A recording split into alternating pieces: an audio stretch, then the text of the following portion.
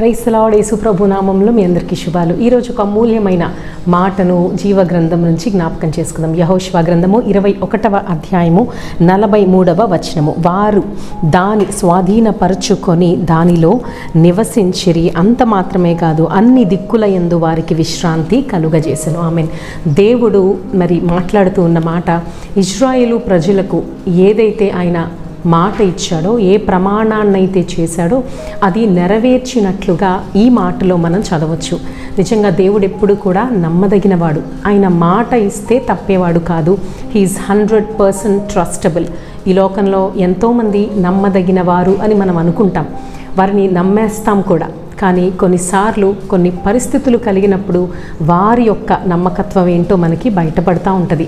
నిజమే, మనుషులెవ్వరూ కూడా నమ్మదగిన వారు కారు అని దేవుని వాక్యమే సెలవిస్తూ ఉంది. కనుక మనం మనుషుల మీద ఆశ పెట్టుకునే వారిగా ఉండకూడదు. కానీ ఇదిగో, ఏ మాటనైతే ఇస్తాడో ఆ మాటను నెరవేర్చే దేవాది దేవుని పైన మనం ఎప్పుడు కూడా ఆశ పెట్టుకోవాలి.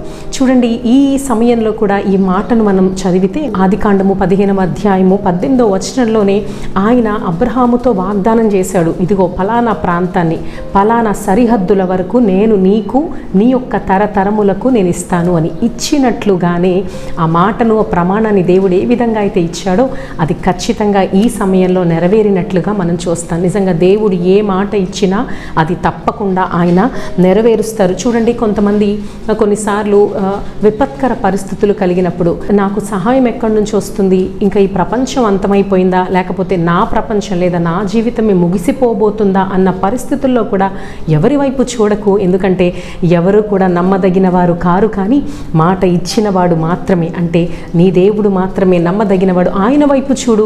ఏది ఎలా ఉన్నా సరే దేవుడు తప్పకుండా ఆయన నీ కొరకు ఉద్దేశించిన సంగతులు, లేకపోతే నీ పట్ల ఆయన కలిగి ఉన్న ప్రణాళికలన్నీ కూడా ఆయన నెరవేరుస్తారు. ఎందుకంటే మనందరికీ తెలుసు, మనందరి పట్ల ఆయన మంచి ప్రణాళికలు కలిగి ఉన్నాడు, మేలుకరమైన ప్రణాళికలు కలిగి ఉన్నాడు. కనుక ఎప్పుడు హానికరమైనవి ఆయన మన కొరకు చేయడు, తలపెట్టడు. కనుక సహోదరి సహోదరుడా, మరి ఏ విధంగా ఇజ్రాయేలు ప్రజలు దేవుడు ఇస్తాను అన్నదాన్ని వాళ్ళు స్వాధీనపరుచుకొని విశ్రాంతితో జీవించారో, దేవుడు నీ కొరకు కూడా కొన్ని ఇవ్వాలి అని, కొన్ని చేయాలి అని ఆయన ఎన్నో ఆయన చిత్తములో, ఆయన ఆలోచనలో కలిగి ఉన్నాడు. కనుక నీవు ఆయన చిత్తాన్ని గ్రహించి, ఆయన ఉద్దేశాల్ని అర్థం చేసుకొని నీ జీవితాన్ని, నీ పరిస్థితులను ఆయనకు అప్పగించు. తప్పకుండా ఆయన ఉద్దేశించినవన్నీ కూడా నీ జీవితంలో ఆయన నెరవేరుస్తాడు. ఆమేన్. నీవు కూడా ప్రభు ఏవైతే నీ జీవితంలో చేయాలనుకుంటున్నాడో, ఏవైతే నీకు అనుగ్రహించాలి అనుకుంటున్నాడో అవన్నీ కూడా నీవు స్వాధీనపరచుకొందువు గాక. దేవుణ్ణి నమ్మండి, గొప్ప కార్యాలు చూడండి. God bless you.